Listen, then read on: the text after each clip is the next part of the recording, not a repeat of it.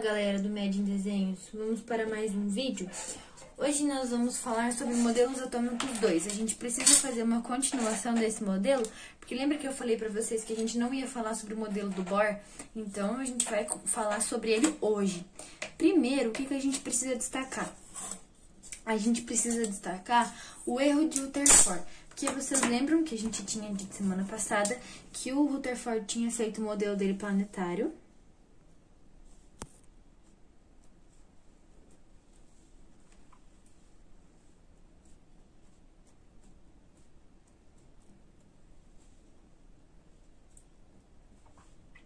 E qual que foi o erro do Rutherford? O Rutherford disse que a gente tinha uma combinação de prótons e elétrons, o próton ficava no centro e os elétrons ficavam na eletrosfera, certo? Rodeando esse nosso próton. Então, aqui a gente vai datar 1911 a 1913, mais ou menos, tá? E aqui, o que acontece? O que foi descoberto? Que o elétron, ele vai fazer uma colisão com a eletrosfera, ele não fica girando. Ele vai colidir, tá? Então, vamos escrever aqui. Colisão da eletrosfera com o núcleo. Então, foi esse o erro do nosso garoto Rutherford, certo? E, partindo do erro do Rutherford, surgiu o Niels Bohr. O Niels Bohr vai dizer pra gente o seguinte.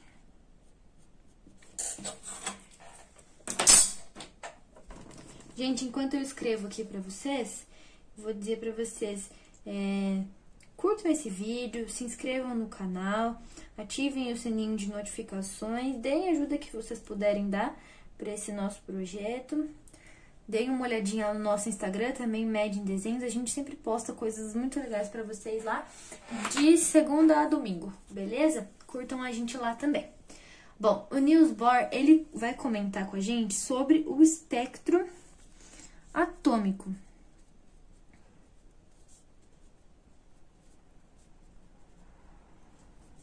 E esse espectro atômico, ele tem linhas de cores.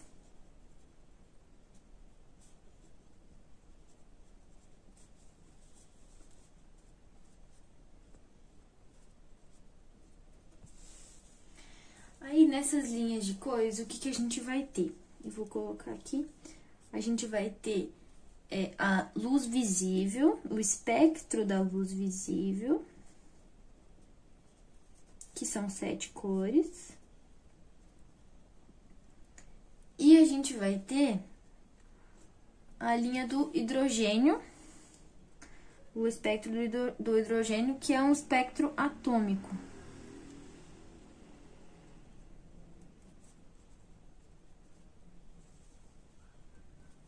Beleza? Aí, aqui, nós vamos falar um pouquinho sobre os postulados de Bohr.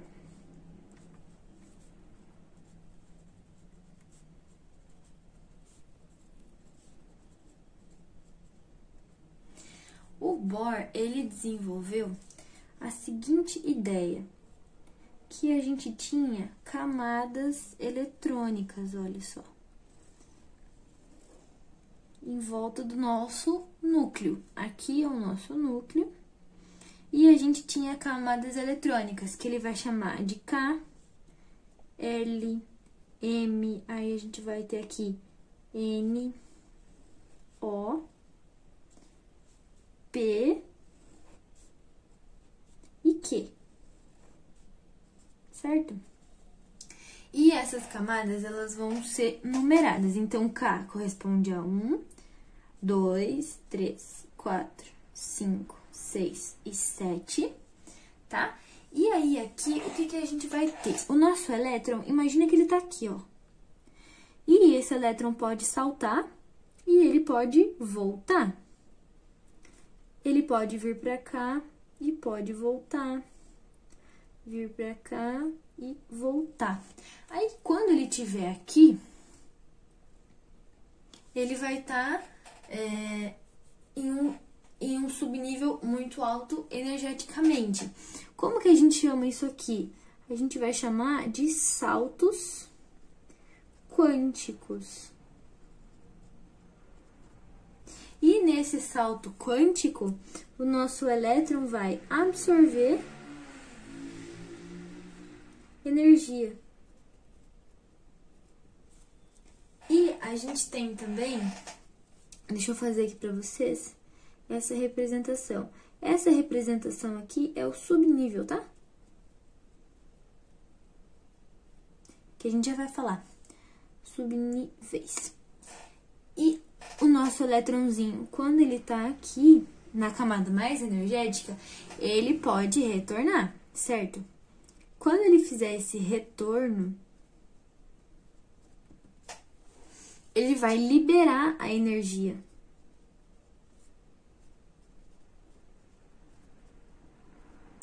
E essa liberação de energia, ela vai ser liberada em forma de fóton. O que é um fóton? É luz. Gente, sabe quando vocês estão vendo fogo de artifício? Esse fogo de artifício é essa projeção do elétron, quando ele está indo de um nível menos energético para um mais energético. Quando explode, sai aquela cor toda bonita, é quando ele está fazendo o retorno para o nível dele, beleza? Aí agora a gente vai especificar mais um pouquinho sobre o Bohr. Lembra que eu falei dos subníveis? Então, a gente vai ter aqui os níveis ou as camadas, né?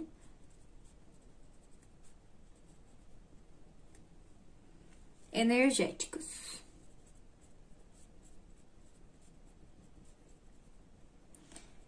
E essas camadas energéticas, como a gente desenhou aqui, elas são trajetórias circulares ao redor do núcleo.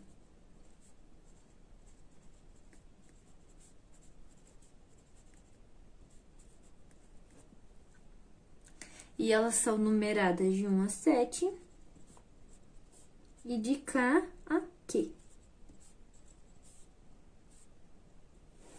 Beleza? E o que é um nível? O nível, ele tem um valor constante de energia.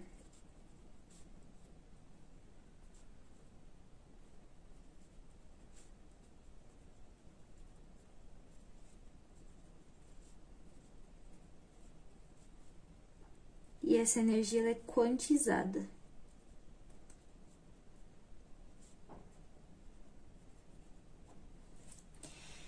E aqui a gente tem os subníveis de energia, que foi o que eu comentei antes.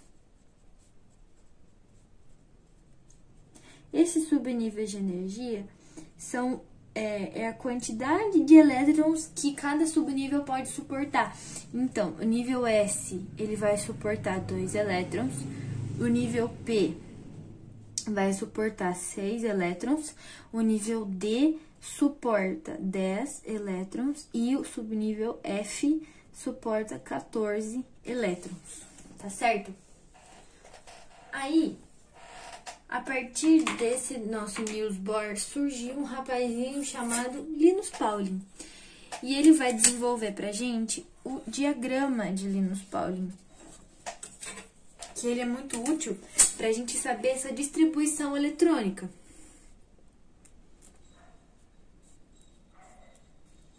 Então, diagrama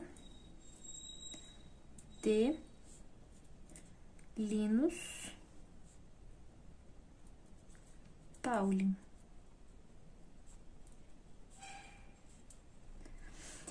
Daqui a pouquinho eu vou fazer um exemplo de distribuição eletrônica para vocês, mas antes eu preciso comentar que o que o Pauling desenvolveu? Ele desenvolveu uma ordem, o que é esse diagrama no caso, né? É uma ordem crescente de energia. E aqui a gente vai começar a escrever esse diagrama do Pauling. Vou fazer aqui para vocês que vai ficar mais fácil. Então, a gente tem 1S, 2S, 2P. Aí, a gente vai ter 3S, 3P, 3D. 4S, 4P, 4D, 4F. A gente tem 5S, 5P, 5D e 5F. Aí, 6S, 6P, 6D. 7S, 7P. Aí, como que a gente vai distribuir isso? Aí, a gente faz as amadas setas. Então, a gente vai começar a distribuir energia assim, tá? Ela vai daqui, dela vem pra cá, tá? Então, ó. Assim, daí ela vem pra cá, daí ela vem pra cá. Opa, pra cá. Aí, ela vai pegar aqui essa diagonal. Vai pegar... Aí, a gente continua aqui, ó. Mais essa. Mais essa. E, por último, essa. Aí, pessoal, pra ficar mais simples de vocês enxergarem, eu sei que esse negócio aqui é um pouco abstrato, mas talvez fique mais fácil de vocês entenderem assim, ó. A primeira fileira sempre S, a segunda fileira vai ser sempre P, a terceira sempre D.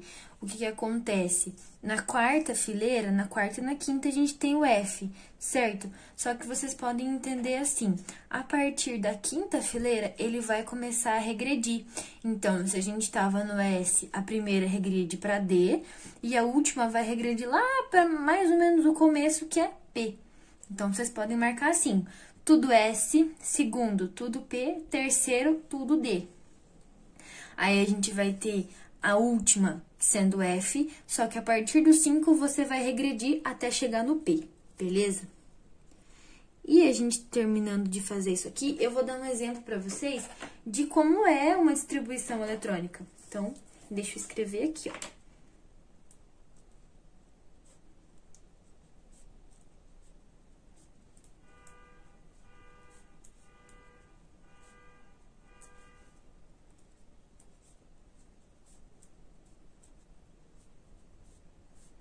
A gente vai fazer a distribuição eletrônica do ferro, tá? Aleatoriamente escolhi o ferro. Então, a gente tem o ferro de número atômico 26, massa 56, tá? Então, vamos começar. Tem que chegar nesse valor a distribuição de vocês, tá, gente? Então, vamos lá, ó. 1S2, 2S2... 2P6, 3S2, 3P6, 4S2, 3D6. Aí vocês vão falar pra mim, poxa, mas depois do 3 não é 4? Depois do 4S não deveria vir o 4P? Ok, deveria vir o 4P. Só que a gente sabe que se viesse para o nível 4, ele é um nível mais energético. E não tem a necessidade da gente ficar com tanto elétron assim, se a gente pode colocar um aqui, que é de um nível menor, e vai concluir a nossa distribuição.